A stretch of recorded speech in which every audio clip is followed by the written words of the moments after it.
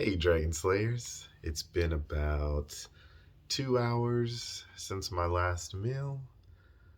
Blood sugar is at 115. So, today's video is about the importance of financial health. Financial health is at the core of living your healthiest life. This is one of the healths that I see neglected most often. In the hierarchy of your needs, it is significantly harder to be physically or mentally healthy without being financially healthy.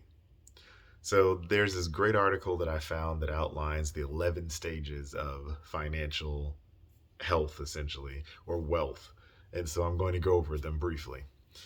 Stage zero is essentially financial dependence, and that is someone who is dependent on others for survival or to take care of their daily expenses. So think children, right? Stage one is financial solvency, and this means that someone who has income that can at least pay for their own living expenses, but could still be in lots of debt. So think the average American, as well as people who live on their own or have their first job out of high school or college.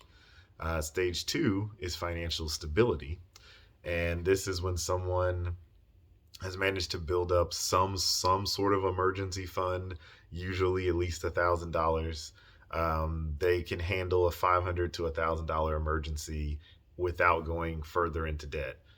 You can think of this as someone who's decent with money and has usually 1 to 2 years outside of high school or college. Uh, Debt freedom is stage three.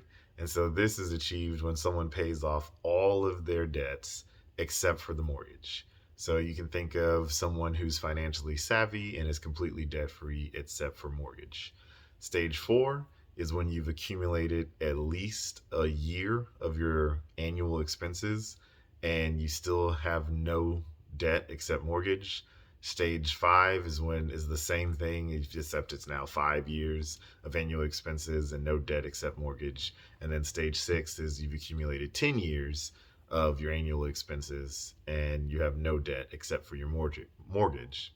And then stage seven is financial security.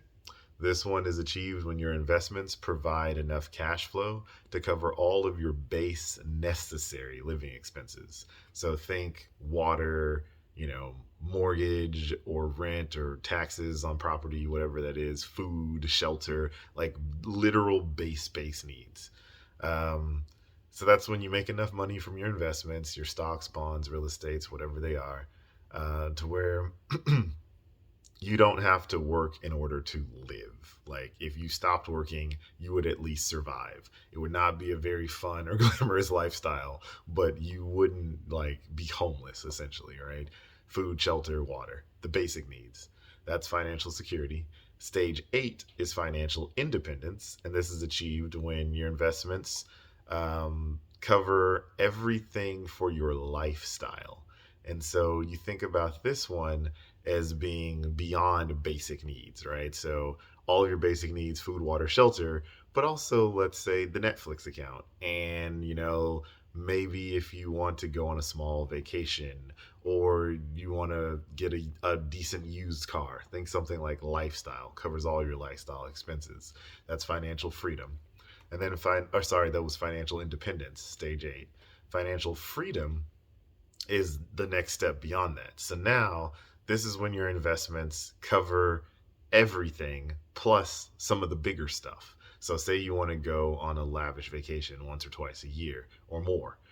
Say you want to buy a new car, right? So it's full lifestyle coverage plus all of the extra that stuff that you could want. And then the last stage is financial abundance. And this is where your investments provide more income than you could ever possibly spend. It's where you would run out of ideas on how to spend money before you would ever run out of money. So, obviously, everyone wants to eventually get to financial abundance. And how you define financial health is very personal. For my own sake, I would say that if you're financially dependent, stage zero, that's not financially healthy. No one should be financially dependent. Financial solvency is still not that great because you're probably drowning in debt. Financial stability is still not that great, in my opinion, because you can't really handle much. If the world throws you a curveball of more than $1,000, you're going to get deeper into debt. So I think that financial health starts at stage 3. That is my personal opinion. That is what I aim for, and that's where I currently am in my life. It's debt freedom, right? So I have no debt of any kind except for my mortgage, and it took me, my gosh, like I started working when I was basically 18, and yeah, it took me like 18 years to get here. I'm now 37, so 19 years. So it took me 19 years to reach financial like debt freedom stage. And everyone's different. I mean, I had achieved it before, and then I got married, and then life ebbs and flows. But I think that, in my opinion, good financial health starts with being completely debt free. If you can do nothing else in life, try to be debt free except for your mortgage. And that's going to do wonders for your health and your psyche and all of the things that contribute and incorporate to beating your diabetes. And that's what I've got for you guys today. So remember that together, you and I will slay the dreaded diabetes dragon.